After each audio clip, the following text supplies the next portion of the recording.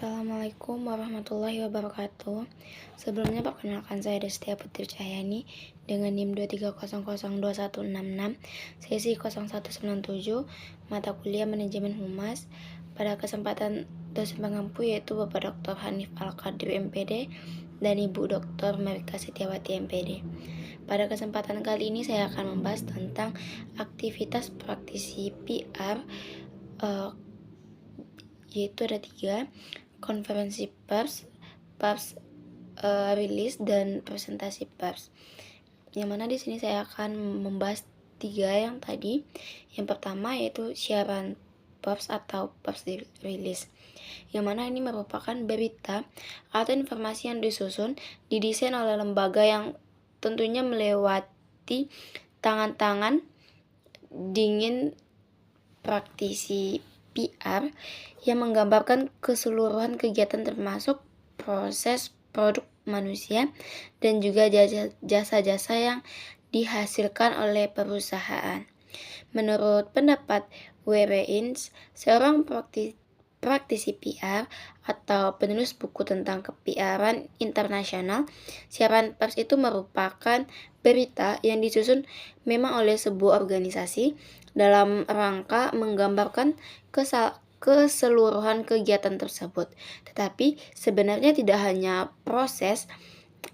tidak hanya dari sebuah kegiatan, tetapi lebih kepada informasi apapun, bahkan terkait dengan produk yang dengan segala sesuatu yang memang ingin kita publish, dan itu harus didesain sedemikian rupa. Harus melalui komunikasi tertulis, didesain sedemikian rupa sehingga dapat dimanfaatkan, bahkan dapat kita lihat berita-berita seperti apa yang nanti akan dirilis. Nah, ini agar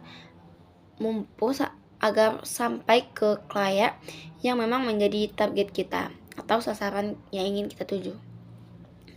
Nah, siaran pers ini atau pers release ini merupakan berita-berita, pesan-pesan atau informasi organisasi yang ditulis oleh mereka yang disebut dengan praktisi kehumasan atau public relation.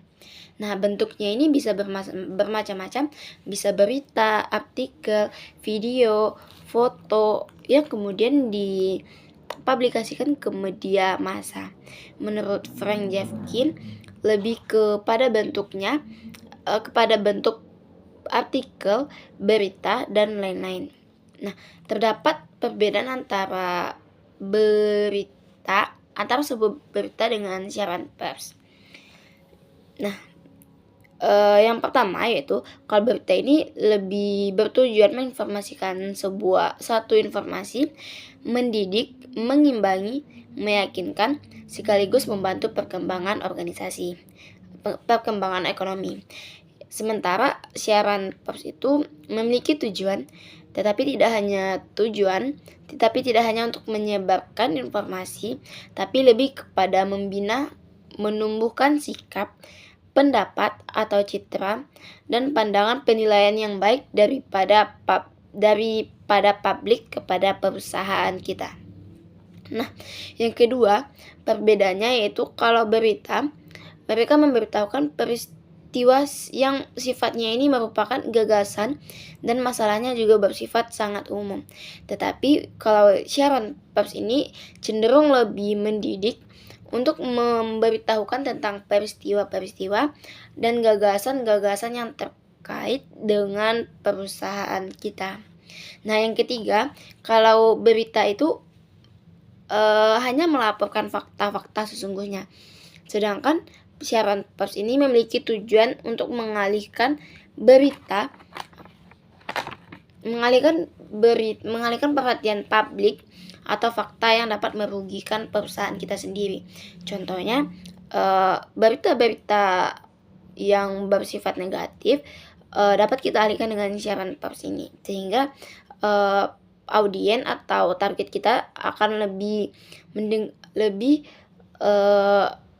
tertarik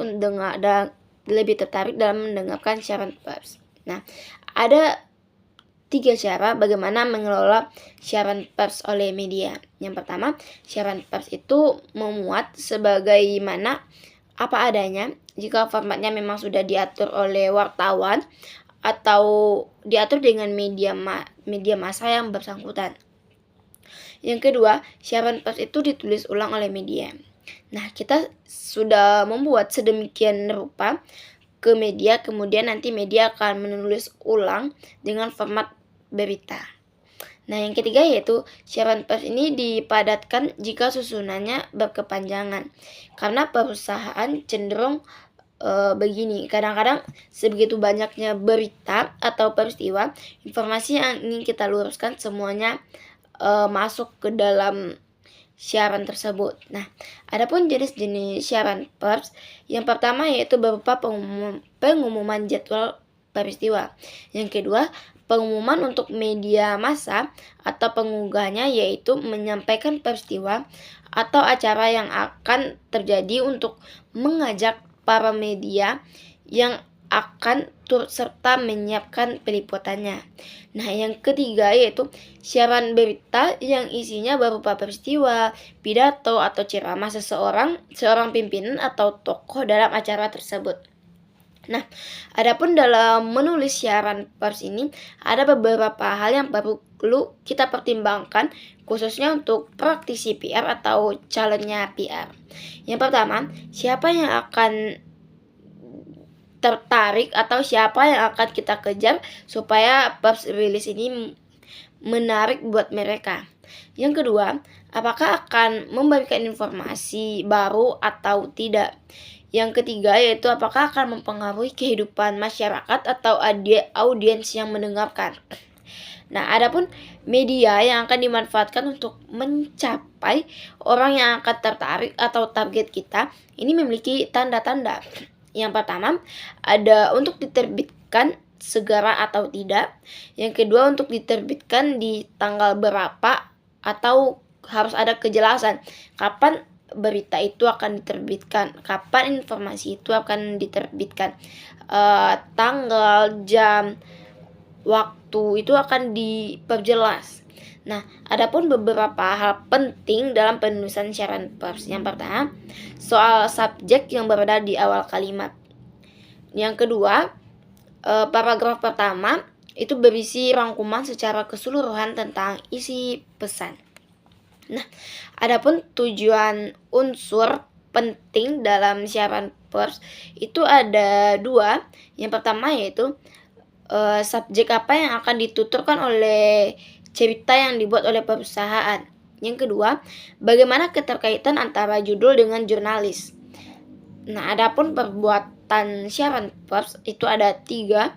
Yang pertama yaitu diperlukan data atau fakta yang menarik. Nah, data atau fakta ini akan membuat target kita itu lebih tertarik untuk mendengarkan yang kita siarankan. Yang kedua, penyampaiannya harus sesegera mungkin setelah adanya peristiwa tersebut. Jadi, kita tidak perlu menunggu lama-lama. Misalnya peristiwa itu sudah terjadi, tetapi beritanya itu kita sampaikan 2 minggu setelah peristiwa. Maka itu tidak diperbolehkan. Yang ketiga, memberi kebebasan kepada mereka. Nah, yang kedua yaitu kegiatan konversi pers, yang mana kegiatan ini merupakan mengundang wartawan untuk berdialog bersama dengan pemateri penting yang punya nilai berita yang telah disiapkan secara matang oleh lembaga. Nah, terdapat perbedaan antara pers release dan konversi pers. Kalau pers release ini, kita yang akan merilis beritanya tanpa kita harus bertemu dengan para jurnalis. Bertanya tanpa harus bertemu dengan para jurnalis.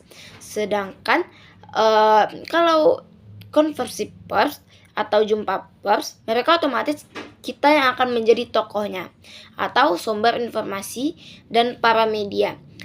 Para media atau jurnalis ini nantinya akan kita undang untuk mendengarkan statement yang akan kita sampaikan di saat suatu waktu atau tempat secara bersamaan. Nah, ini merupakan kegiatan mengundang antara pers release dan konversi pers. Nah, tujuan dari konversi pers ini ada 4. Yang pertama yaitu menyebarluaskan informasi positif tentang perusahaan. Yang kedua, menetralisir atau membantah berita-berita yang tidak benar. Yang ketiga, meningkatkan citra. Yang keempat yaitu membina hubungan dengan pers. Nah, adapun persiapan konversi pers dalam praktiknya, yang pertama yaitu mengirimkan undangan kepada redaksi media minimal 2 atau 3 hari sebelum konversi pers itu dimulai. Yang kedua, kita perlu mencek kembali apakah undangan tersebut telah diterima. Karena terkadang pada saat pengiriman surat atau undangan terdapat kendala. Jadi kita harus mencek apakah undangan tersebut telah diterima atau belum. Yang ketiga yaitu menyiapkan press release yang erat kaitannya dengan yang akan disampaikan di konversi pers ini. Yang keempat, perusahaan bersama dengan praktisi PR perlu menunjuk juru bicara. Yang kelima, menyiapkan tempat yang sesuai dengan tamu. Yang keenam yaitu mempersiapkan alat bantu seperti skrip, mikrofon, speaker, dan lain-lain. Nah, ada beberapa hal persiapan konversi pers yang bisa memberikan kondisi yang lebih baik dalam proses pelaksanaannya, yaitu ada 6. Yang pertama, persiapkan makanan penunjang. Yang kedua, siapkan media kit atau gimmick paling tidak bagi tamu atau jurnalis. Yang ketiga, kita perlu membuat daftar hadir khususnya untuk wartawan atau jurnalis. Yang keempat, kita perlu membuat durasi konferensi pers diatur secara singkat karena kita harus mengingat bahwa waktu wartawan terbatas karena kerja dari wartawan dan jurnalis itu adalah deadline. Yang kelima yaitu ketika terdapat pertanyaan di luar topik, maka harus hati-hati dalam menjawabnya. Yang keenam, apabila terdapat wartawan atau jurnalis di luar undangan, maka kita tidak perlu mengusirnya jika terdapat persediaan kursi atau tempat, maka kita perlu melayani dengan baik karena di luar prediksi kadang yang diundang itu justru mengeluarkan dampak yang luar biasa terhadap berita yang ingin kita rilis. Nah, yang ketiga yaitu kita masuk ke poin presentasi pers. Ada beberapa hal yang perlu kita perhatikan dalam presentasi pers, itu ada 4. Yang pertama, mempresentasikan informasi. Materi-materi yang akan dipresentasikan harus dipersiapkan dengan baik. Yang kedua, bagaimana pola kita dalam menjawab pertanyaan dari wartawan itu harus kita persiapkan. Materi apa yang akan kita bahas nanti kita harus persiapkan bahwa pertanyaan-pertanyaannya itu masih di dalam topik. Kalau di luar topik maka kita harus menjawab dengan hati-hati. Yang ketiga, berita press release ini akan disampaikan kepada audiens. Jadi audiens ini harus tahu press release apa yang akan disampaikan. Yang keempat yaitu ada urusan personal. Urusan personal ini bisa berupa komunikasi dan lain-lain sebagainya. Mungkin sekian dulu presentasi saya kali ini. Sampai jumpa di lain waktu. Jangan lupa like dan subscribe. Terima kasih. Bye-bye.